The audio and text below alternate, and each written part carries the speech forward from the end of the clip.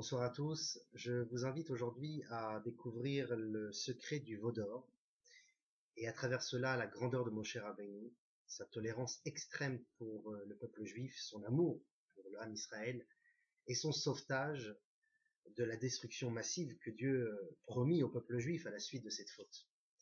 Alors ce cours est donné, je donne ce cours en semaine, mais je, je le propose à tous ceux et toutes celles qui veulent écouter ce cours sur la paracha de Kitissa. Ce cours est basé sur de nombreux midrashim et gemarot, pages de Talmud, également sur quelques séfarim, sur quelques livres que nous allons citer, de nombreux psukim de versets en hébreu ne seront pas cités pour ne pas perdre du temps dans le fil du cours, et les sources également, je ne les citerai pas, et ceux qui auront besoin de sources à tout ce que je vais ramener aujourd'hui pourront me le demander par la suite et avec une grande joie je vous les communiquerai.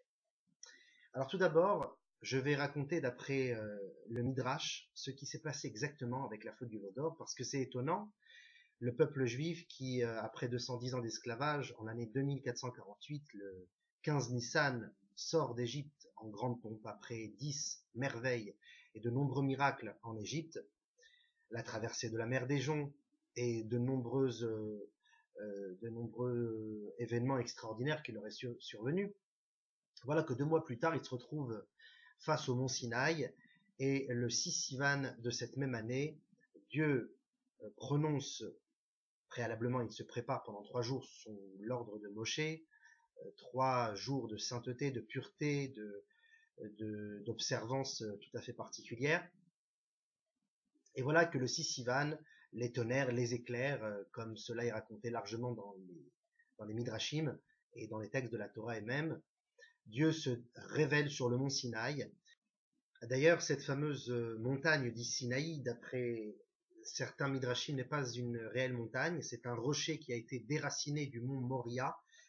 Je le rappelle, le mont Moria est la montagne sur laquelle, quelques années plus tôt, plusieurs centaines d'années plus tôt, le fils d'Abraham, Yitzhak, fut ligoté. C'est à cet endroit qu'ont mis à l'épreuve Abraham Avinu, sa dernière épreuve, l'épreuve de Akedat Yitzhak. C'est le mont Moria également qui habitera l'endroit saint du Kodesh HaKodashim, là où Yaakov Avinu dormira et rêvera de l'échelle. Le mont du Temple, le mont Moria. Cette fameuse montagne, lorsque Mashiach viendra, sera de nouveau réhabilitée pour accueillir le 3e temple.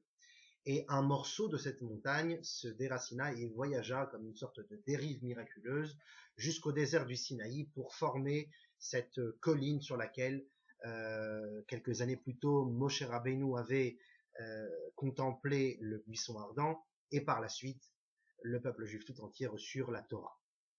Donc revenons au 6 Sivan, le peuple juif reçoit donc la Torah dans une sainteté parfaite et solennelle, et les 2 premiers commandements sont émis par la voix de Dieu elle-même. Alors ce que l'on peut expliquer par cette notion de voix qui paraît un petit peu matérialiste. Alors c'est ce que nos sages disent, qu'ils voyaient les lettres, ils voyaient les voix, c'était en quelque sorte, ils ressentaient l'énergie de Dieu, le flux divin lors des prononciations de ces 2 paroles, Anochi Hashem Elokecha, Lo yelcha Elokim acharim al panai, tu n'auras pas d'autre Dieu devant moi, et la première parole, je suis l'Éternel ton Dieu, qui t'ai fait sortir d'Égypte. Par la suite, le peuple juif supplie Moshe Rabbeinu d'être l'intermédiaire et d'être celui qui va continuer verbalement le don de la Torah, car le peuple juif ne peut, de par sa poche corporelle, supporter la grandeur divine, ce flux divin qu'on vient de citer. Et c'est alors que Moshe Rabbeinu prononce les 8 autres divrei Torah, les 8 autres diberot, les commandements. Par la suite, Moshe Rabbeinu décide sous l'ordre de Dieu, de monter sur la montagne pendant 40 jours et 40 nuits sans boire et manger, afin de recevoir la preuve écrite de ces 10 commandements oraux, ainsi que les 613 commandements et leurs nombreux et infinis dérivés. Lorsque Moshe monte sur la montagne, il promet au peuple juif de redescendre à l'heure, et c'est alors que le peuple juif compte le jour même où il monta sur la montagne, alors que ce jour n'était pas à compter, ne faisait pas partie du compte. C'est alors qu'au bout de 40 jours et 40 nuits, lorsque, d'après leur décompte, Moshe Rabbeinu ne descend toujours pas de la montagne, que le peuple juif commence à avoir des doutes. Et comme nous dit la Gemara, le Satan, le mauvais penchant, attaque au moment de la sakana et du doute. C'est lorsque une personne a un doute qu'il est affecté par le mauvais penchant. Alors, le peuple juif, qui est douteux à ce moment-là, est attaqué par le Satan qui prend l'apparence de Moshe Rabbeinu, s'habille dans la poche corporelle de Moshe Rabbeinu et descend dans un linceul entouré de la brume de cette fameuse nuée dans laquelle la voix de Dieu était donc sortait lors du don de la Torah orale, ces 10 commandements cités plus tôt.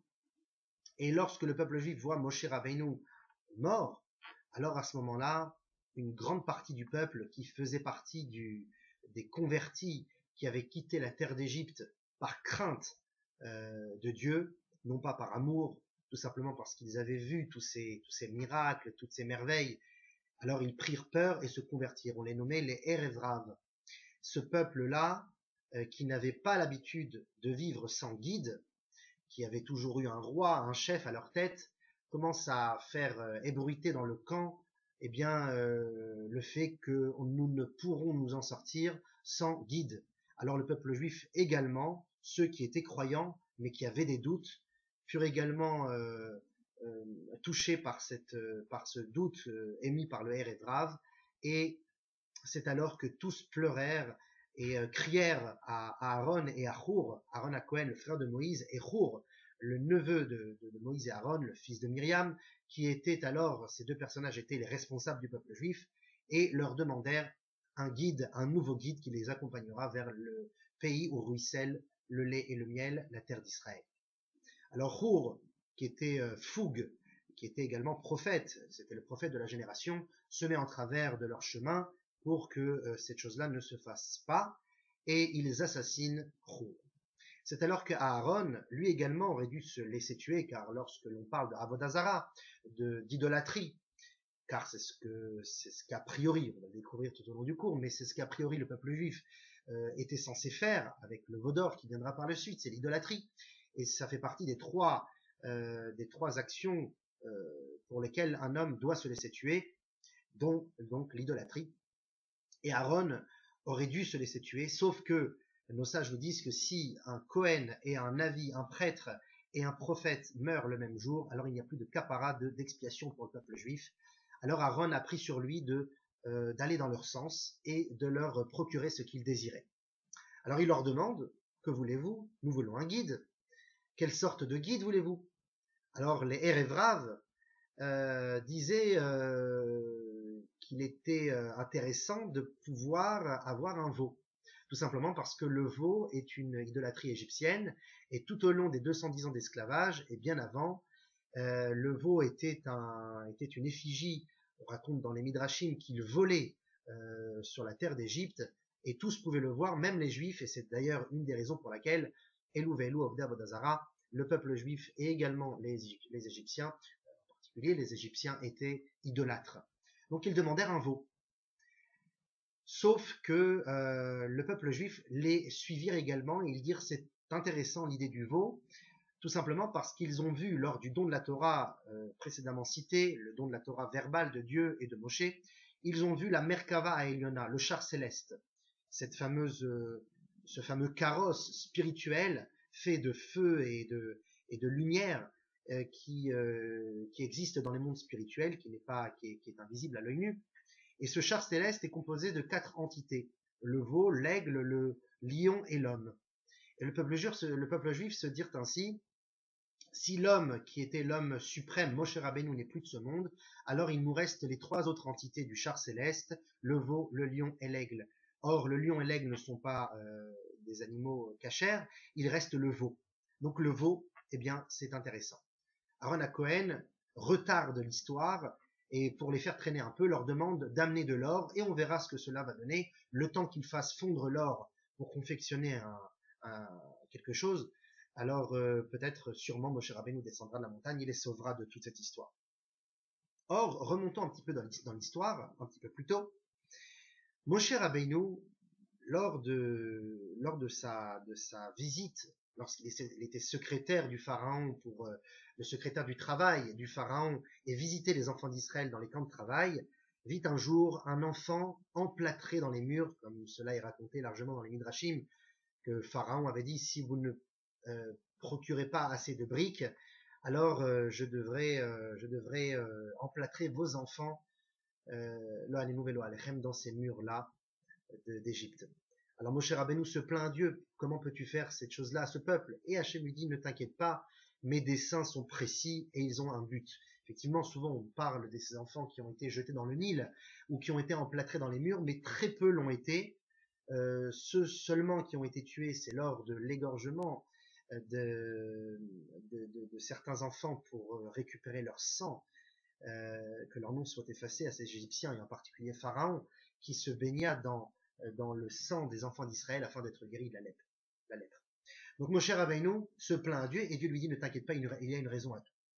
Moshe Rabbeinu, qui était, comme on le sait, le défendeur d'Israël, et qui a toujours pris part, qui a toujours pris la défense du peuple juif, jusqu'à même émettre une sorte d'insolence, si on peut dire ainsi, envers Dieu, récupère cet enfant des murs et le sauve. Cet enfant grandit près de lui, ça devient un petit peu son fils adoptif, et cet enfant se nommait Micha. Micha a grandi avec Moshe. Voilà que quelques temps plus tard, lorsque Moïse s'apprête avec le peuple juif à sortir d'Égypte, Moïse va mettre à exécution la promesse de Yosef, celle qui était de ne pas laisser Yosef Hatzadik, 200 ans plus tôt, qui avait fait promettre à ses enfants, lorsque vous sortirez d'Israël, vous ferez monter mes ossements avec vous. Or, le cercueil de Yosef avait été mis dans une grosse boîte en métal ou en plomb, et on l'avait noyé, les Égyptiens l'avaient noyé, submergé dans le Nil, car ils croyaient que c'était une divinité, et afin de bénir le Nil, et ainsi que puisqu'ils savaient que les enfants d'Israël ne sortiront pas d'Égypte sans Yosef, alors si on cachait le tombeau de Yosef, les Juifs ne pourront jamais sortir. Voilà que Moïse ne sait pas où se trouve le tombeau et va demander à la femme la plus vieille de l'époque, c'était en quelque sorte l'oracle de la génération, cette vieille dame qui était Serach bat Asher, fille de Asher, qui avait reçu cette bénédiction de vivre très longtemps, depuis l'entrée des Juifs au nombre de 70 au temps de Yaakov en terre d'Égypte, jusqu'à leur sortie et même jusqu'à l'entrée de Yehoshua bin Nun, l'élève de Moshe, en Eretz Israël. Serach vécut tout ce temps, car lorsqu'elle était jeune fille, elle annonça à son grand-père Yaakov que Yosef, son fils, n'avait pas été dévoré par une bête sauvage, était effectivement en vie, mais elle l'avait fait avec beaucoup de douceur, beaucoup de patience, en jouant de la musique, et c'est ainsi qu'elle reçut cette bénédiction de vivre longtemps. Donc Moshe lui pose la question, où se trouve le tombeau de Yosef? Et Serach, fille de Hacher, lui dit que ce tombeau se trouve dans le Nil. Moshe Rabbeinu ne sait pas où le trouver dans le Nil. Le Nil est gigantesque. Donc il récupère la coupe de Yosef, cette fameuse coupe qui avait été considérée comme magique. En réalité, ce n'était pas une coupe magique. Yosef faisait semblant de faire passer ses intuitions divines ou ses miracles à travers cette coupe pour pas qu'on pense qu'il a donc la capacité de faire des miracles par le fait qu'il est Ben Yaakov, fils de Yaakov. Et cette coupe en or, Moshe Rabbeinu la brisa en 4 morceaux.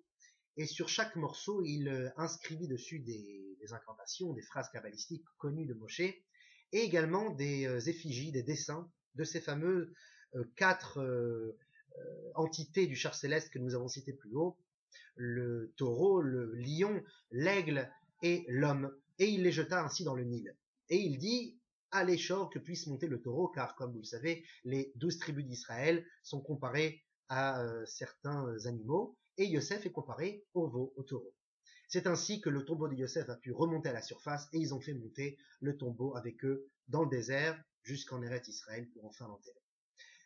Or, Moshe Rabbeinu a laissé ces 4 morceaux de verre, cette coupe magique, l'a laissé dans le Nil. Et le jeune homme Micha a récupéré l'un de ces 4 morceaux. C'était le morceau où était inscrit, où était gravé l'effigie du taureau, du veau. Et il le cacha dans ses vêtements et il n'en dit rien à Moshe. Qui était Micha? D'après un midrash, Micha n'était autre que le fils de Dathan. Rappelons-nous, Dathan est cette personne dont la femme avait été violée par un prince égyptien, un fouetteur égyptien lors des travaux, et puisqu'il s'était rendu compte que Dathan, son mari à cette femme, Dathan s'était rendu compte de cela, il le frappait, il le battait à mort. C'est alors que Moshe apparut, tua l'Égyptien avec le nom divin de Dieu, le cacha dans le sable et sauva donc Dathan. De cette fameuse nuit, de ce fameux sauvetage, cette même nuit, Dathan eut un enfant avec sa femme et se prénommant Micha. Donc Micha est le fils de Dathan. Or, comme on le sait, Dathan a été Kfui Tova, n'a pas eu de reconnaissance envers Moshe, et bien au contraire, a rapporté l'acte de Moshe, ce sauvetage qu'il avait fait pour lui, de tuer l'Égyptien, il avait rapporté au Pharaon, c'est comme ça que Moshe a dû se sauver d'Égypte, comme on connaît la suite de l'histoire.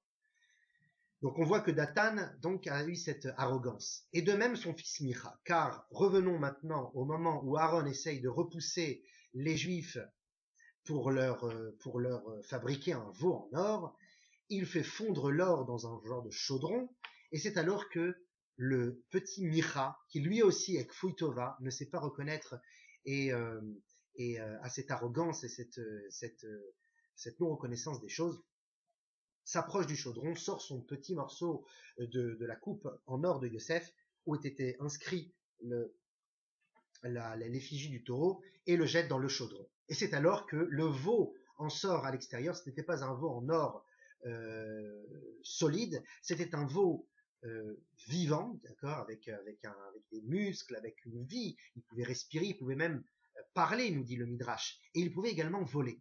Et c'est ainsi que les Égyptiens dirent aux Juifs, les Erev Rav, ces fameux convertis, dirent aux Juifs, vous voyez, vous avez voulu quitter le berceau, l'Égypte qui vous a nourri pendant tant d'années, et voilà maintenant, vous retrouvez votre guide d'antan, ce fameux veau qui volait déjà alors en Égypte.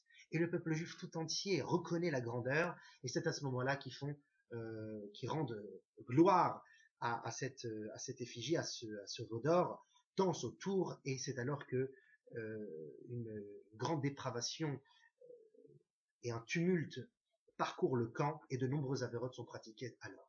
À ce moment-là, Moshe Rabbeinu n'était à que quelques heures avant sa descente.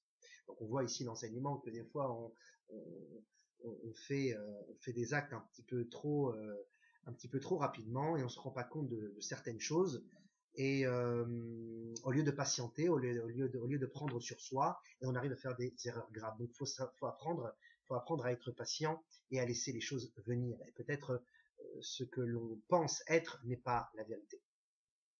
En tout état de cause, Moshe Rabbeinu était en haut dans les mondes spirituels, dans cette dimension seconde avec Akadosh Baruch Hu, et Hachem lui dit, descends car ton peuple s'est dépravé, ton peuple s'est abîmé.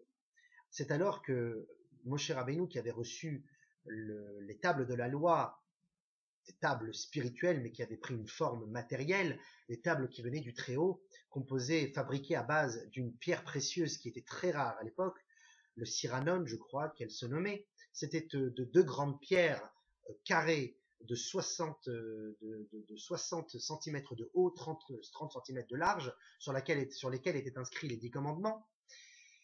Ces lettres qui étaient gravées dans la pierre transperçaient la pierre d'un début jusqu'à l'autre. Et le miracle était que lorsque l'on voyait une lettre d'un côté, eh bien on pouvait également la voir de l'autre côté du bon sens. Prenons l'exemple du Chaf. Si on voit un Chaf d'un côté face à nous, alors si on se retourne, si on va de l'autre côté de la pierre, eh bien le Chaf sera forcément à l'envers. Eh bien non, ici, dans ces tables de la loi, il y avait ce fameux miracle où, des deux côtés, la lettre était à l'endroit. Également, on peut raconter sur le Samer, cette lettre ronde qui avait cette circonférence au milieu qui était donc présent pour tenir le centre du Samer. Il y avait en quelque sorte un morceau tout fin tout au long de la table qui lévitait à l'intérieur du Samer afin de former cette circonférence qui est donc la composition du Samer. Bref, ces tables de la loi étaient majestueuses, miraculeuses, et Akadosh Baruch Hu attrapait les 30 premiers tfachim, les 30 premiers centimètres des tables de la loi, et Moshe les 30 derniers. Et c'est alors que le texte nous dit, qu'Hachem lui dit, laisse-moi les tables, descends-toi voir ton peuple, On verra ce qui se passera, et peut-être après, s'ils sont pardonnés, ils retrouveront ces tables. Pour l'instant, tu n'as rien à faire avec elles. Pourtant, c'est alors que Moshe, comme le dit le Midrash, vole les tables de la loi de Dieu, Chatafotam, il les a prises de force des mains, si on peut dire ainsi, humainement parlant, bien que ce sont des images pour qu'on puisse comprendre à quoi ça ressemble. Moshe Rabbeinu prend les tables de la loi de Dieu. C'est alors qu'Akadosh Baruch Hu le prénomme Yad HaChazaka, tu as été une main forte par rapport à moi, tu as réussi à me méprendre et à prendre ces tables de mes mains. Moshe Rabbeinu descend de la montagne avec ces tables. C'est alors qu'il rencontre Aaron et les 70 sages qui lui racontent tout ce qui s'est passé. Et Moshe Rabbeinu, prenant conscience de tous ces actes terribles commis par le peuple juif, décide de briser les tables. Alors Aaron et les 70 justes disent, mais si déjà tu les as prises d'Hachem, maintenant ne les brise pas, garde-les. Alors on raconte dans le Midrash qu'ils ont mené une bataille entre Moshe et Aaron et les 70 sages, jusqu'à que Moshe Rabbeinu a gagné également ce combat avec Aaron et les 70 sages, et il a brisé les tables. Hachem à ce moment-là le félicite et lui dit Chazak ou Baruch, c'est bien que tu les as cassés. Peu de temps après, Hachem désire exterminer le peuple et refaire une génération à travers Moshe. Il lui dit, il n'y aura plus de Avraham, Yitzhak, Yaakov et toutes les précédentes générations. Tout commencera à partir de toi et on nommera le peuple juif Benei Moshe, les fils de Moshe.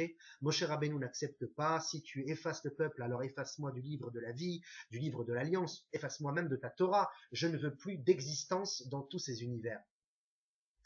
Donc de la grande soumission, amour et tolérance de Moshe Rabbeinu, quelques temps plus tard, le 10 Tishri, le jour de Kippour, Vesalarti Kidvarecha, Hachem dit à Moshe, j'ai pardonné le peuple juif selon ta demande, selon tes paroles, et c'est ainsi que nous avons été pardonnés de la faute du veau d'or, sauf que nous devons expier cette faute à travers toutes sortes d'épreuves, à travers les générations, mais essentiellement grâce à deux mitzvot. La première mitzvah, eh bien, ce sont les sacrifices, puisque vous avez amené un animal à la place d'un guide spirituel ou humain tel que Moshe, eh bien, puisque vous avez amené l'animal, vous devrez expier à travers l'animal qui est en vous, l'animal que vous déposerez sur le misbéach, sur l'autel du temple. Or, les Kohanim, les prêtres qui chaque jour offraient les sacrifices, amenaient ces sacrifices grâce à de l'argent qui avait été donné en début d'année au mois de Hadar, puisque le premier mois juif selon la Torah, c'est le mois de Nissan, le mois de la sortie d'Égypte. Et bien le mois de Hadar, le mois qui précède le mois de Nissan, sera le mois pendant lequel on annoncera aux juifs qu'ils devront apporter une pièce de monnaie, chacun d'eux, afin de subvenir à la maintenance des sacrifices, afin que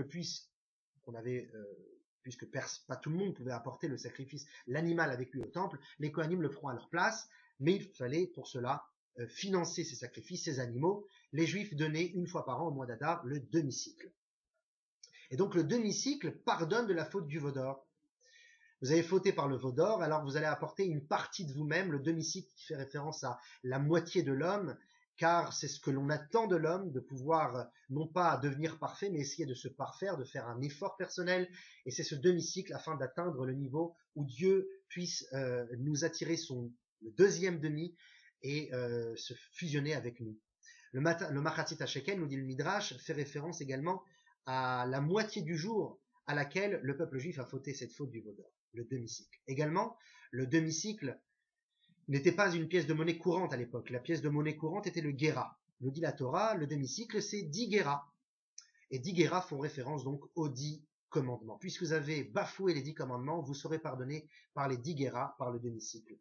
Également, la vente de Yosef par ses 10 frères, Yosef est comparé au veau d'or justement, c'est le côté négatif, le côté obscur du veau. Yosef qui a été vendu par ses frères ont reçu chacun d'eux une pièce de guéra, 10 guéras. Donc pour pardonner cette faute, également pour expier une partie de la faute des frères de Yosef qui ont vendu le veau, comme nous le peuple juif qui avons pris le veau pour nous, alors il faudra amener le demi-cycle. Une deuxième mitzvah qui fait référence également à l'expiation de la faute du veau d'or, c'est la mitzvah de Paradouma.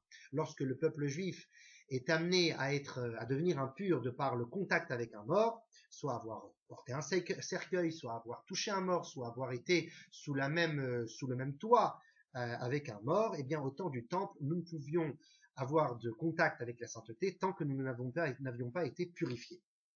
La purification au contact avec les morts était faite grâce aux cendres de la vache rousse, cette vache unique par génération, qui était donc brûlée, préalablement égorgée sans douleur, brûlée et dont les cendres étaient mélangées avec de l'eau qui purifiait les gens, les personnes qui avaient été en contact avec un mort. Or, comme nous dit le Rashi dans la paracha de Chukat au nom de Rabbi Moshe Adarshan, Tavo ha'em vetekane et tzoad bena. La mère viendra et nettoiera la saleté de ses enfants. La mère fait référence à la vache qui nettoiera la saleté de son fils, le veau. Donc la mère, c'est Para Aduma qui nettoie la faute du veau d'or. C'est amené, ce chidouche est amené par le Maharal de Prague dans son livre Le Gourag. Maintenant, nous allons apprendre, puisque nous avons fait le tour sur le phénomène de la faute du veau d'or, ce qui s'est passé exactement là-bas, et également l'expiation à travers les générations, nous allons découvrir ensemble, à travers ce cours, la grandeur de Moshe Rabbeinu, jusqu'à où va cette grandeur, et son lien avec Mordechai et Esther, puisque nous sommes dans la paracha de Kitissa, 5773, et que cette année, la paracha de Kitissa est reliée également à Purim, puisqu'elle a eu lieu, Purim a eu lieu dimanche cette année, et que Kitissa était donc la paracha de cette semaine. Il est écrit dans le Talmud de Choulin, où voit-on Moshe Rabbeinu dans la Torah, Mordechai et Esther. Alors on répond pour Moshe, on le voit dans un certain endroit, on parle bien de Moshe avant sa naissance. Mordechai, on le voit dans la paracha de cette semaine, Kitissa. On voit une allusion de Mordechai, bien qu'il a vécu bien après, 2000 ans après l'écriture de la Torah, on voit une allusion à Mordechai dans la Torah, dans la paracha de Kitissa, lorsque l'on ordonne au peuple juif d'apporter des encens au temple, qui était donc l'un des services exécutés par les Kohanim, car les Chassamim prend pour toi des encens, mort d'error, de la myrte fluide. Et le Targum Unkelos, le premier traducteur de la Torah, Unkelos l'araméen, traduit mort d'error par Mera Daria, qui fait référence à Mordechai, le tzaddik. En effet, le tzaddik de la génération fait référence à prends pour toi ces encens, car l'encens n'est autre que le tzaddik qui donne une odeur à son peuple, qui n'incite pas en forçant, mais qui donne des conseils et qui amène une influence à ses élèves. Également, où voit-on Esther dans la Torah, dans la paracha de Vayeler, Aster, Astir Panay Mehem, si Akadosh Baruch Hu nous dit, si vous ne suivez pas mes voies, je voilerai, Chas v'Shalom, ma face de vous. Donc on voit également le niveau de Esther qui, elle, s'est voilée tout au long de la Megillah. Nous ne savions pas qui était Esther, ni Achashverosh, ni Aman. Elle s'est dévoilée tout à la fin. C'est comme ça que le complot a pu être déjoué, entre autres. Or, la question que nous allons poser aujourd'hui, pourquoi le traité de Talmud de Choulin évoque Moshe Rabbeinu, Mordechai et Esther ensemble? Le traité de Choulin évoque également Aman, mais nous n'allons pas en parler. En tout cas, pourquoi évoquer Moshe Rabbeinu avec les personnages de Purim? Donc forcément, il y a un lien entre Moshe et Mordechai et les personnages de Purim. Pour donner un sens à cette question, nous allons rapporter la preuve qui est donc émise par le traité de Yoma, qui nous dit qu'à chaque fois que l'on voit un nombre ou une présence d'un personnage qui n'a pas lieu d'être dans un contexte qui n'est pas le sien, c'est que forcément il y a une raison. Et le traité de Yoma nous donne quelques exemples, nous donne deux exemples. L'exemple des 2 trompettes faites en argent sous l'ordre d'Hachem à Moshe Rabbeinu, Chatzrotzrot, cela veut dire des trompettes. Des trompettes, Miutstein, 2 trompettes, minimum. Donc, si la Torah nous dit Shtei Chatzrotzrot, 2 trompettes, c'est un nombre, Shtaim, c'est le nombre. S'il est émis alors qu'on n'en a pas besoin, c'est qu'il y a en cela une raison. La Gemara répond, c'est pour nous évoquer le Shivion, l'équilibre et l'égalité entre ces 2 trompettes. L'égalité dans la taille, dans le poids et dans le matériau. Également, dans les parachiotes que l'on lit lors des fêtes de Kippour, eh bien, nous parlons des 2 boucs expiatoires, celui qui est resté au Beth Amikdash, l'autre qui partait la Azazel, jeté de la falaise pour expier le peuple juif.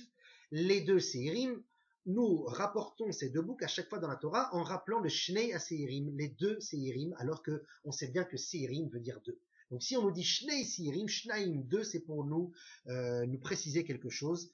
également le shivion, comme nous l'avons dit précédemment, l'égalité, l'équilibre entre ces deux boucs, qui devaient être donc de même taille, de même sexe, de même qualité, etc. Nous pouvons également apporter un autre exemple par rapport à la paracha de cette semaine. Lorsque Moshe Rabbeinu descend de la montagne avec ses 2 tables de la loi, eh bien, ces 2 tables se nomment dans la Torah Shtei Luchot Avanim, ces 2 tables-là de la loi. Pourquoi 2 si Luchot tout seul veut nous dire déjà 2? Tout simplement parce que ces 2 tables sont égales. Dans la première des tables, il y a ce qu'on appelle les lois entre l'homme et Hachem, tu n'auras pas d'autre Dieu, tu ne blasphémeras pas le nom de Dieu, tu observeras le Shabbat, etc.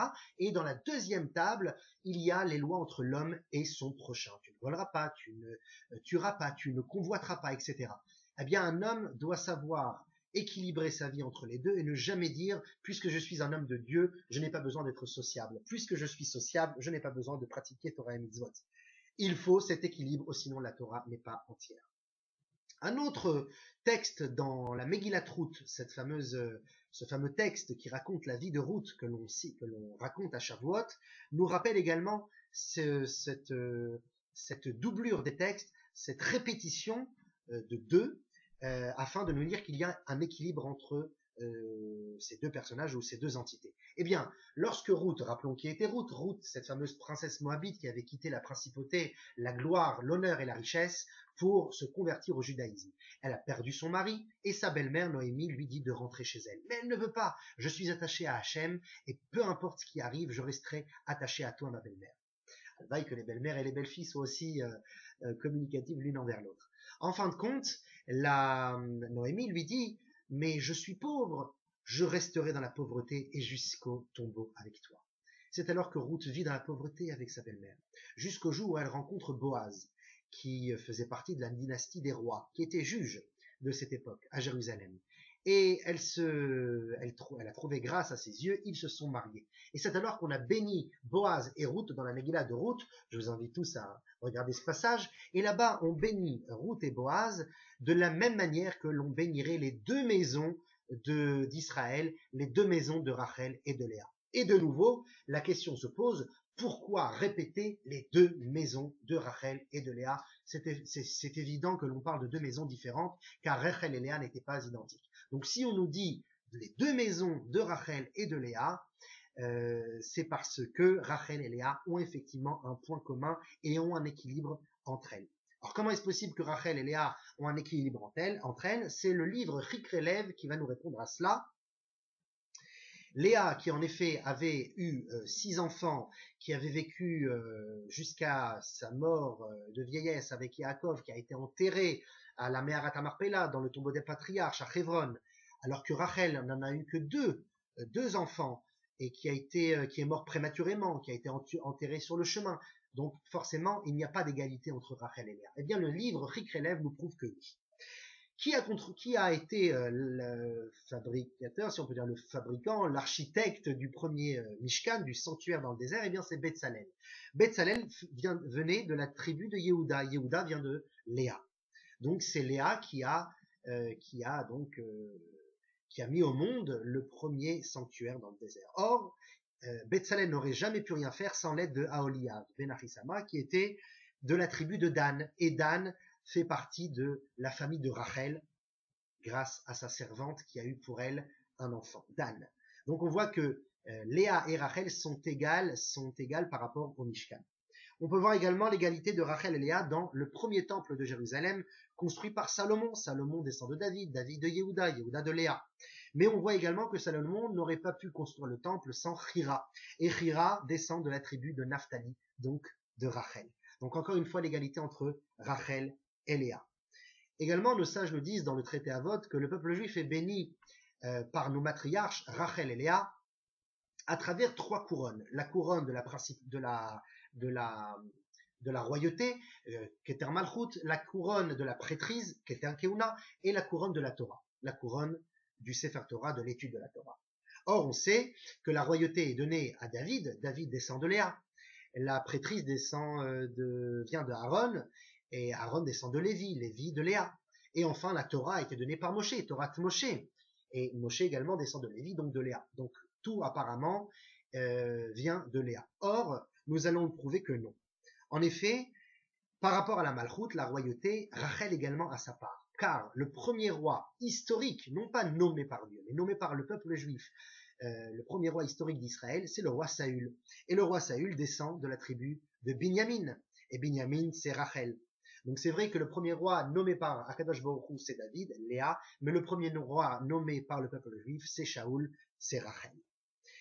Ainsi que pour la Keuna, les Kohanim viennent tous de Aaron à Cohen, Elazar, Itamar, Nadav et Avihu, qui étaient donc les fils de Aaron à Cohen, et tous ces Kohanim, c'est Léa. Pourtant, nos sages nous disent que Arba Meot Kohanim Ayou, il y avait 400 Kohanim Gedolim, 400 grands prêtres dans l'histoire juive, et les 400 grands prêtres descendaient de Pinchas. Pinchas, fils d'Elazar, fils d'Aaron. Il n'a pas été nommé Cohen en son temps, car il est né un petit peu en retard, mais il a reçu ce don par sa bravoure d'avoir tué Zimri, qui avait blasphémé Moshe, et le nom de Dieu. Et c'est alors que Pinchas fut nommé également Cohen, pour l'éternité. Et Pinchas a donné naissance à tous ces Kohanim. Or, qui était Pinchas? Il a donné naissance à tous les Kohanim Gedolim, aux grands prêtres. Or, qui était Pinchas? Fils d'Elazar, mais également fils de Poutiel. Et Poutiel, la femme d'Elazar, venait de la tribu de Naphtali, de Yosef, pardon, venait de la tribu de Yosef. Donc on voit que, puisque Yosef descend de Rachel, donc on voit que même dans la Keuna, dans la prêtrise, il y a une égalité entre Rachel et Léa. Enfin, pour l'étude de la Torah, Moshe Rabbeinu qui a donné la Torah, eh bien c'est la tribu de Lévi, Lévi c'est Léa, mais nous voyons également que la Torah fut donnée en l'an 2448 sur le mont Sinaï par Moshe Rabbeinu, mais elle a été en quelque sorte par la suite, lorsque le peuple juif a dit Naaseh Benishma, nous ferons et nous comprendrons, par la suite, ils ont quand même eu un petit doute. Donc, c'était pas si simple que ça, nous ferons et nous comprendrons. Puisqu'ils ont eu un doute et que Dieu ne voulait donner la Torah à un autre peuple que le peuple juif, eh bien, il les a forcés. Il a déraciné le rocher que nous avons cité plus haut du mont Sinaï et il a surplombé le rocher sur leur tête et leur a dit si vous ne recevez pas la Torah, ici sera votre tombeau. Donc, il les a forcés. Or, quand est-ce que nous avons reçu la Torah avec amour et avec acceptation volontaire et acquiescé? Seulement quelques 2000 ans plus tard, lors de l'époque de Purim. Kimou ve Kiblou. Kimou maché Kiblou. Ils ont accepté, ils ont intégré ce qu'ils avaient déjà reçu à l'époque. C'est pour ça que l'on dit la Yehudi Maïto Rav Simcha Vesasamlikar. Aux Juifs, il y avait la lumière, la joie, l'allégresse, etc., qui font référence au Tfilin, à la Brit Mila, au Yom Tov. C'était des mitzvot qui n'étaient pas pratiqués avec amour, qui étaient bafoués par le peuple juif. Et bien, au moment de Purim, grâce au sauvetage de Mordechai, nous avons de nouveau reçu la Torah, mais cette fois-ci avec amour et volonté. Qui est Mordechai? Mordechai vient de la tribu de Binyamin, Ish Yemini, Binyamin c'est Rachel. Donc nous avons reçu en quelque sorte la première Torah forcée par Léa, Moshe Rabbeinu, et la deuxième fois que nous l'avons reçue avec amour, à Purim, par Mordechai, donc Rachel. Également, on peut le voir, Mashiach ben Yosef, c'est celui qui préparera le terrain avant l'arrivée de Mashiach ben David. Eh bien, Mashiach ben Yosef vient de Rachel, ainsi que Mashiach ben David plus tard, qui descend de Léa. Donc maintenant que nous avons prouvé que lorsque deux personnages qui a priori n'ont rien à voir sont rapportés pour la même chose, pour la même cause, eh bien ils ont forcément un lien et ils ont une égalité. C'est la raison pour laquelle nous allons essayer de prouver ensemble quelle est l'égalité de Moshe par rapport à Mordechai, et nous allons également poser deux autres questions. La première question, comment est-ce possible que Moshe Rabbeinu a volé les tables de la loi, comme on a dit plus tôt, il les a pris de force des mains de Dieu, si on peut dire ainsi, qui lui a permis de les prendre, et puis, si déjà tu les prends, pourquoi Moshe les casse? Pourquoi Moshe les brise aux yeux d'Israël?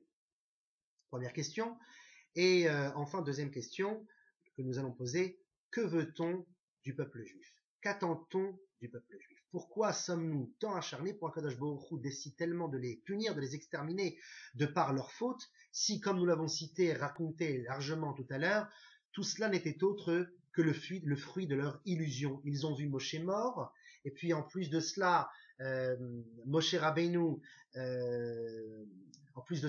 Aaron lui-même leur a demandé d'apporter de l'or, ce n'était pas de leur volonté. C'est vrai qu'ils avaient l'idée d'un veau dans la tête, mais ils n'avaient jamais pris l'initiative d'amener de l'or pour en fabriquer un. Donc, Que veut-on du peuple juif? Qu'attend-on de lui? Si déjà nous devons blâmer quelqu'un, c'est Aaron à Cohen, bien qu'il a été, comme on le sait, puni de ne pas rentrer en terre d'Israël à cause de cette faute.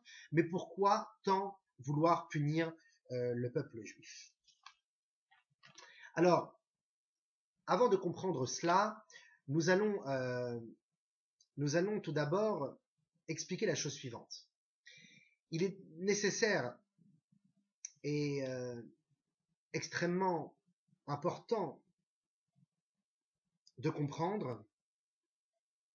Oui, aussi une petite question qui me revient maintenant. Pourquoi Moshe Rabbeinu, si déjà Moshe Rabbeinu brise les tables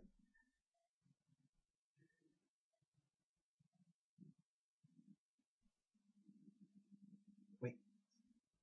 En plus de cela, nous devons comprendre pourquoi Moshe Rabbeinu n'a pas brisé seulement la première table, celle où il est inscrit les lois entre l'homme et Dieu. Car en effet, la faute du veau d'or fait référence à la négation et à la revendication d'une force en dehors de celle de Dieu, le veau d'or. Donc, a priori, c'est le blasphème de la première des deux tables, de la première table de la loi. Eh bien non, car comme nous l'avons dit plus haut, il est impossible de vivre la première table sans la deuxième. Si j'en casse une, je casse également la deuxième. Pardon. Pour comprendre les précédentes questions que nous avons posées, nous allons voir que le Hegel, la faute du veau d'or, n'est pas de la Avodah Zarah. Ce n'est pas de l'idolâtrie à proprement dit, car sinon Aaron à Cohen ne l'aurait jamais fait. Car bien qu'Aaron est le défendeur d'Israël, comme Moshe Rabbeinu, et qu'il savait que si le peuple juif le tue, alors il y aura un Cohen et également un Navi, un prophète, Rour, qui aurait été tué ce même jour et qu'il n'y aurait pas eu d'expiation pour le peuple juif, bien qu'Aaron se disait cela, il aurait pu très bien se faire tuer, car il y a 3 actions qu'il est interdit à l'homme de faire, et pour ce faire, il doit même se laisser tuer, ne pas avoir de relations interdites, ne pas être forcé de tuer un homme, et de ne pas être forcé de faire l'idolâtrie. Donc Aaron aurait dû se laisser tuer. Si il a été dans leur sens, c'est que forcément, nous sommes obligés de dire que ce n'était pas de la vraie Avodah Zarah. Et en effet, ce n'était pas de la Avodah Zarah, car le peuple juif ne voulait pas un nouveau Dieu, une nouvelle force. Il croyait toujours en l'omniprésence et en la puissance de Dieu. Il voulait juste un guide. Or, en effet, le peuple juif n'aurait pas forcément dû vouloir un guide, car bien qu'Akadosh Baruch Hu avait demandé qu'il y ait un intermédiaire entre lui et le peuple juif, si maintenant il n'y en a plus, ils doivent se soumettre à la volonté de Dieu et continuer leur route sans intermédiaire. Or, leur faute, c'est d'avoir voulu un intermédiaire alors que Dieu peut-être avait choisi pour eux de ne pas en avoir un. Et c'est alors que la question que nous avons posée plus haut peut être renforcée. La question que nous avons posée qui est: qu'attend-on du peuple juif? Pourquoi tant vouloir les punir? On peut donner à cela une métaphore qui pourra encore mieux expliquer ce phénomène. Imaginons un avion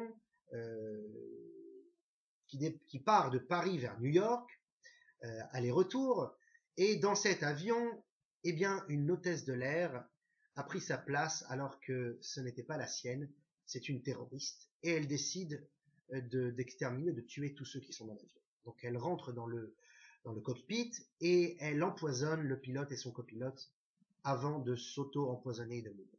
Donc il n'y a plus de pilote dans l'avion. Une autre hôtesse de l'air rentre, voit cet événement tragique, et avant de semer la panique, l'un informe le chef de cabine qui lui-même ne sait que faire, et ils décident ensemble d'annoncer dans le micro est-ce qu'il y aurait un pilote dans l'avion, mais ils ne peuvent pas le dire, ou sinon ça va mettre la panique. Donc ils posent toutes sortes de questions, une sorte de sondage. Est-ce qu'il y a un architecte? Est-ce qu'il y a un pilote? Est-ce qu'il y a un écrivain? Et puis un pilote se lève et annonce qu'il est effectivement non pas pilote, mais qu'il est fabricant de pilotes. Il peut fabriquer un pilote en or, et ce pilote pourra faire atterrir l'avion, car pour l'instant l'avion pouvait pouvait voler en pilote automatique. Alors il dit: il n'y a pas de problème, venez, on va vous donner ce qu'il faut. Qu'est-ce qu'il vous faut? Eh bien, il me faut la participation des passagers, j'ai besoin de tout leur or. Alors le chef de cabine informe tous les passagers, et tous, sans exception, amènent le plus vite possible tout l'or qui est nécessaire pour fabriquer ce pilote. Et bien de la même manière, Moshe Rabbeinu n'est plus. A priori, il n'est plus, puisqu'ils ont vu le cadavre de Moshe, qui avait pris l'apparence, le Satan de Moshe. Donc, le pilote n'est plus. Il nous reste une personne qui se dit pouvoir confectionner un autre guide, un autre pilote. Lui-même n'est pas pilote, et il ne prend pas la responsabilité de l'être. Mais il peut fabriquer un pilote, et il en va en fabriquer un en or. Alors il demande à chacun d'amener de l'or. C'est évident, il n'y aurait pas une seconde parmi nous une personne qui aurait le doute d'amener de l'or pour sauver sa vie, pour sauver tous les passagers qui se trouvent dans l'avion, pour sauver le Ham Israël. Alors c'est logique, normal et évident que le peuple juif a apporté de l'or. Donc pourquoi les blâmer? Nous devrons a priori blâmer que Aaron à Cohen. Alors un Midrash nous raconte que Moshe Rabbeinu, avant de répondre à cette question qu'on nous posait, nous allons répondre d'abord à la précédente question. Celle qui celle qui est apparue en disant pourquoi Moshe Rabbeinu s'est-il permis de briser les tables? Si déjà tu les prends d'Hachem, pourquoi les brises-tu? Eh bien, un Midrash raconte que si la Torah avait été donnée par écrit, donc sur ces tables, au peuple juif, eh bien, le peuple juif à ce moment-là serait devenu immortel. Et effectivement, nous avions été immortels lors du don de la Torah. On a perdu cette immortalité à cause de la faute du veau d'or. Et c'est pour ça que la vache rousse vient nettoyer la mortalité, car elle vient nettoyer le contact avec un mort, car la vache rousse nettoie le veau d'or, qui, à cause de lui, nous avons perdu l'immortalité. Mais revenons à notre sujet, revenons au fait qu'il y avait donc cette Torah qui nous a rendus immortels, mais nous a donné également un don particulier, c'est de pouvoir ne rien oublier à ce que l'on étudiait. Ceux qui avaient étudié la Torah n'oubliaient jamais. Or, Moshe Rabbeinu, en descendant de la montagne, voyait ce peuple qui connaissait maintenant la Torah et ne l'oubliera jamais, et pourtant pratiquer des choses pareilles. Donc cela voudrait dire que dans le futur, lorsque le peuple juif sera amené à faire du mal, à faire des avérotes, tout en ayant la conscience et la connaissance et la mémoire de toute la Torah qu'ils ont appris, cela est impossible. Alors il a brisé les tables pour que l'oubli s'installe et qu'enfin ils ne puissent plus se souvenir de l'étude qu'ils ont étudiée précédemment.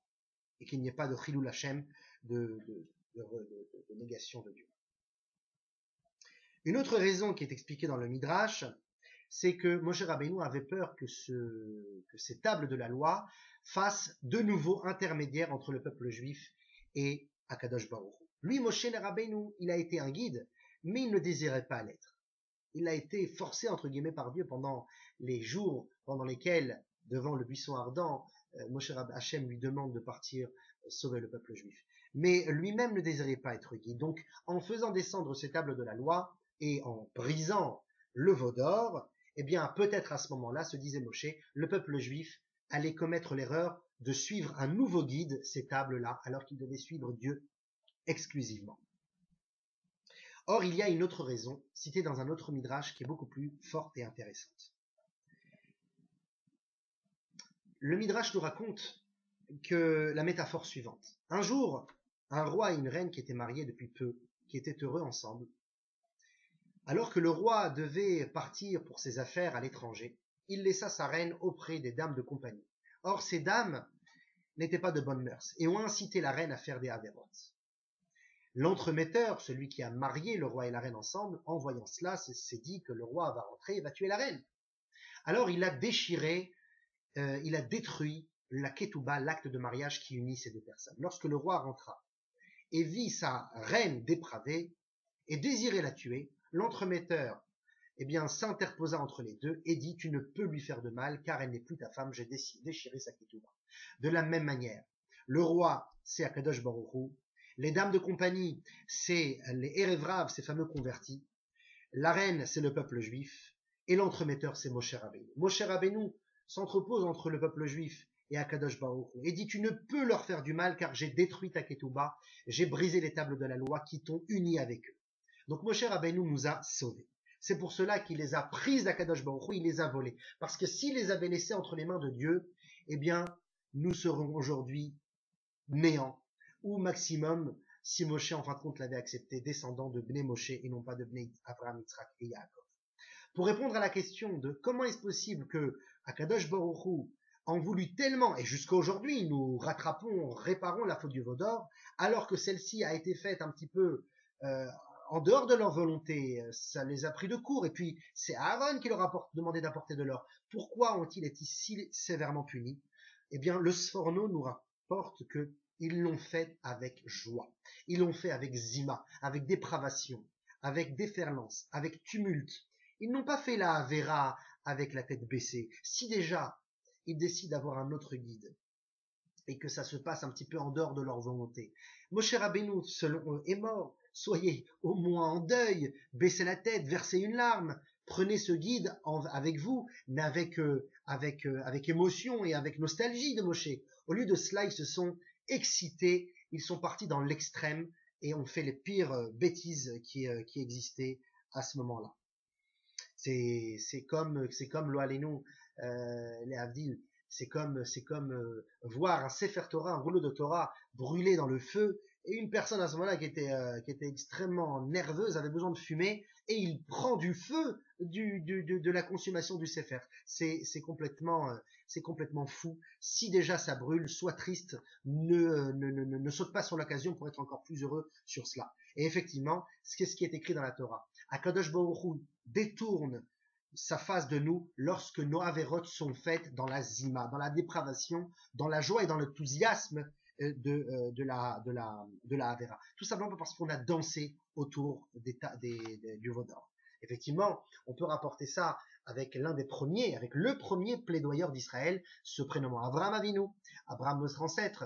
On raconte lors de la destruction du premier temple par Nabuchodonosor, il se présenta à Kadosh Baruch Hu et dit à Hachem, mais pourquoi détruis-tu ce peuple? Peut-être a-t-il fauté par inadvertance. Hachem lui dit non, il a fauté par exprès. Peut-être a-t-il fauté et c'était juste une minorité. Non, c'est la majorité. Alors peut-être ont-ils fauté en ayant du remords. Non, ils l'ont fait avec zima, avec déferlance, avec tumulte, avec tous les crédits possibles. Ils ont tout essayé pour faire la Havera. C'est pour cela que je l'ai détruit. Et c'est alors qu'Abraham ne sut que dire, ne put rien dire, et laissa la destruction du temple. Par rapport à ces plaidoyeurs, nous allons voir la force de Moshe Rabbeinu par rapport à Abraham, et aussi par rapport à un autre plaidoyeur qui aurait dû en être un, c'est Noach. En effet, il est écrit dans la Torah que Noé et sa teva, son arche, Noach aurait dû mourir. Mais il a été sauvé dans l'arche avec Dieu, parce que de lui viendra un jour Moshe Rabbeinu qui sera le plaidoyeur d'Israël. Et non pas Abraham. Pourquoi? Quelle est la différence entre Moshe Rabbeinu et Noach? Eh bien, le Midrash nous rapporte quelques différences. Premièrement, Noach commence sa vie Ish Tzadik. C'était un homme juste. Et finit sa vie Isha Adama, homme de la terre. Il a chuté, il est tombé, il est descendu de rang. Alors que Moshe Rabbeinu commence sa vie par Ish Mitzri, homme égyptien, et l'a fini par Ish Elohim, homme de Dieu, comme le dit la Gemara, de la moitié du corps jusqu'en haut, Dieu, de la moitié du corps jusqu'en bas, il était un homme. Deuxième différence, c'est que Noach sauve sa propre personne, comme nous dit le Talmud, il s'engouffre dans son manteau de fourrure, mais ne sauve pas sa génération. Il avait 120 ans devant lui pour sauver les autres, et il ne s'est occupé que de lui et sa famille, comme les 120 années de Moshe Rabbeinu, car en effet le Zohar nous dit que Moshe n'est autre que le Gilgoul, la réincarnation de Noach, afin d'arranger, de réparer son manque d'altruisme et d'amour de l'autre. Noach également dit à Moshe en quelque sorte, moi j'ai la fierté d'être appelé au nom des humains de cette terre, car tout le monde se nomme Bnei Noach, les fils de Noach. Moshe lui dit, mais moi aussi, tout le monde aurait pu m'appeler Bnei Moshe, tout le peuple juif aurait pu être appelé Bnei Moshe, fils de Moshe, si j'avais laissé Dieu détruire le peuple juif lors de la faute du veau d'or. Mais je n'ai pas laissé, pour ne pas faire honte à Abraham, Yitzhak et Yaakov, car si on avait appelé le peuple juif Bnei Moshe, tous les ancêtres auraient été annihilés, il n'y aurait plus le moindre souvenir et existence d'eux. Donc on voit ici la différence entre Moshe et Noach. Une autre différence, c'est que Moshe est appelé dans le Zohar Re'aya Meimna, le berger fidèle, alors que Noach est appelé Réa Meshatia, le berger imbécile, idiot. Pourquoi? Parce que Moshe se réveille dès le début pour sauver son peuple, alors que Noach, c'est alors qu'il est dans la Teva et que tout a été englouti, qu'il dit à Dieu, Vaïmach minaretz, et ils furent effacés de la terre. Le Midrash nous dit qu'à ce moment-là, Noach se plaint à Dieu, pourquoi fais-tu du mal à cette planète? Et Hachem lui dit, tu es un berger idiot, t'aurais dû te plaindre à moi et plaidoyer pour l'existence avant cela. Alors que Moshe Rabbeinu, quant à lui, plaidoie pour le peuple juif dès le début. Et c'est la raison pour laquelle lui, Moshe Rabbeinu, ne dit pas Vaïmahu, ils furent effacés, et tu te plains, comme toi tu le fais Noir, tu te plains à Dieu. Moshe Rabbeinu dit Vaïmach mina sefer hazeh, que je puisse être effacé, ou machiti mina sefer hazeh, je sais plus comment on le dit, de ce livre-là, donc de la Torah, du livre de l'Alliance, du livre de la vie et du livre de la Torah.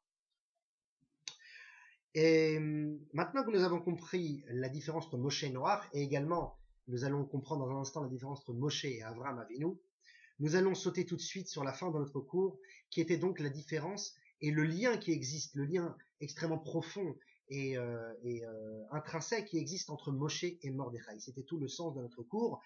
Dans la Haggadah, il est écrit Ish Yehudi aya beshushan abira. Il y avait un homme juif dans la ville de Shushan, de Suse.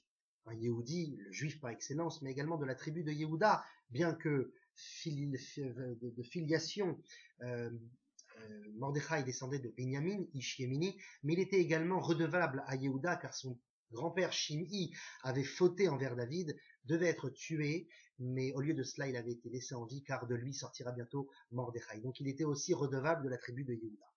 L'autre raison, c'est qu'il dit que ses parents étaient l'un de Binyamin et l'autre de Yehuda. En tout état de cause, il est appelé Ish, l'homme. Qui est l'homme par excellence que l'on connaît? L'homme qui est arrivé au rang de Dieu, c'est Ish Elohim, Moshe Rabbeinu. Donc les deux sont appelés Ish. L'un c'est Ish Yehudi, l'autre c'est Ish Elohim. Or on voit que, comme on l'a dit tout à l'heure, Mordechai a amené à que son peuple arrive au niveau de l'amour de Dieu. C'est pour ça que Moshe Rabbeinu est arrivé à Ish Elohim, l'homme de Dieu qui porte le nom de Dieu avec la facette de la rigueur et de la nature, alors que Mordechai porte le nom de Yudke Vavke dans le nom de Yehudi. Ish Yehudi, il est l'homme qui apporte l'amour, la bonté et la lumière au peuple juif. C'est pour ça que l'un c'est Ish Elohim, l'autre Ish Yehudi. Quand bien même Haman Aracha, le méchant Haman, pourquoi s'est-il attaqué au peuple juif à ce moment-là précisément, bien qu'il a apparu dans l'histoire bien plus tôt lorsqu'il demande à Koresh d'interdire la construction du temple à Sirius? Eh bien, Haman a décidé d'attaquer le peuple juif car il connaissait la valeur du peuple juif, il connaissait les tenants, les aboutissants kabbalistiques avec, par l'intermédiaire de sa femme Zeresh qui était en quelque sorte une sorcière. Et Haman savait que à cause de l'apparition des Juifs au festin d'Achashverosh, d'Assuérus, alors que Mordechai les avait prévenus de ne pas y aller, savait que la présence des Juifs là-bas causerait leur perte. Et en effet, le décret d'Akadosh Baruch Hu est tombé sur nous, non pas parce que nous avons participé au festin, car la viande était cachère, le vin était permis, mais parce que nous avons dansé là-bas. Nous nous sommes réjouis, comme nous l'avons dit précédemment pour le veau d'or, la zima, la dépravation, la déferlance et le tumulte. C'est pour cela justement que le décret a commencé. Et c'est alors qu'Aman nous est tombé sur la tête. Lorsqu'Eliaou Hanavi a vu cela, il ne pouvait se taire. Il est parti voir Abraham, Yitzhak et Yaakov et leur dire, en premier Abraham, le premier plaidoyeur d'Israël, le premier plaidoyeur de l'histoire, et lui dire Abraham, regarde ton peuple. Il dit, mais ils ont fauté par la zima. Et comme de la même manière qu'avec le premier temple, je n'ai pu les sauver parce qu'ils ont fauté avec la zima, avec cette déferlance, ce tumulte dépravé du peuple juif, eh bien je ne peux les sauver non plus maintenant. Alors Eliaou est parti voir Moïse et il lui a dit, Moshe, il faut que tu fasses quelque chose. Moshe a dit, même avec la zima, tant que ce n'est pas écrit par le sang, tant que c'est, comme il y a marqué, les ibadam, afin de les anéantir de cette terre, comme Diaman, l'eau bédam, pas par le sang. Donc tu as voulu nous décréter, nous anéantir, mais ce décret n'est pas écrit par le sang. Donc Moshe Rabbeinu nous dit, nous pouvons encore faire quelque chose pour eux.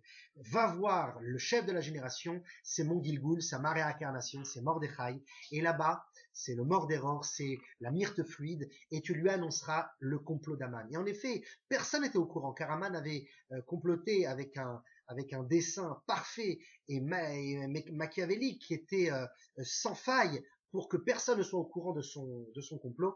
Mordechai l'a su grâce à Eliaou Hanavi. Et qui a demandé à Eliaou Hanavi d'aller annoncer à Mordechai? Moshe Rabbeinu, Moïse. Car Moshe Rabbeinu est le sauveur d'Israël. C'est lui qui nous a sauvés au temps du veau d'or, et c'est lui qui nous a sauvés aussi également au temps de Mordechai. C'est pour cela que quand il y a marqué Hamat Amelech Shachacha, la colère du roi a été oubliée, ce n'est pas seulement la colère d'Achvérus, mais également la colère d'Akadosh Baruch Hu, Shachacha a été oubliée à la même valeur numérique que Moïse, Moshe Rabbeinu. En effet, car comment Kadosh Baruch Hu arrive à oublier sa colère contre nous, sa Chama, eh bien grâce à Moshe Rabbeinu, celui qui sauve le peuple juif, même si nous avons dansé autour du Hegel, même si nous avons dansé à la fête d'Achashverosh, il est toujours là pour nous sauver, parce que c'est le cœur du peuple juif. En effet, les versets qui nous parlent les versets qui nous parlent de ce que nous avons dit sont les versets 32 du chapitre 32. 32, c'est le cœur. Et dans le Talmud, c'est également la page 32 du Talmud. Lève le cœur. Car la Torah commence par un bet, finit par un lamed. Tout le début, tout le Bereshit, tout le commencement, c'est pour finir par le dernier mot de la Torah. Israël. Tout le début, c'est pour le peuple juif, pour l'amour du peuple, qui finit par un lamed. Bet et lamed, encore une fois, le cœur. Car Moshe Rabbeinu est celui qui regroupe le cœur, celui qui raffermit le peuple juif dans n'importe quelle circonstance. Donc, nous avons appris grâce à ce cours. Premièrement, pourquoi Moshe Rabbeinu a volé les tables pour ensuite les briser, afin que la ketouba, l'acte de mariage, puisse être déchiré d'après le Sforno, bien qu'on a vu d'autres raisons. Pourquoi également nous sommes tellement à cheval sur cette faute, alors que, a priori, ce n'est pas la faute du peuple juif, même c'est Aaron qui les a incités à faire cette faute, eh bien parce qu'ils ont dansé autour du veau d'or. Mais quand bien même Moshe Rabbeinu vient les sauver, il vient les délivrer, même s'il y a eu la zima, comme il le fera avec l'époque de Mordechai, ou même pour Mordechai Hatzadik, il se dévoile à lui et dévoile et révèle l'amour qu'il a envers le peuple juif, les libère, les sauve. Car le secret de la faute du veau d'or, c'est grâce et donc nettoyé par le sauvetage de Moshe Rabbeinu.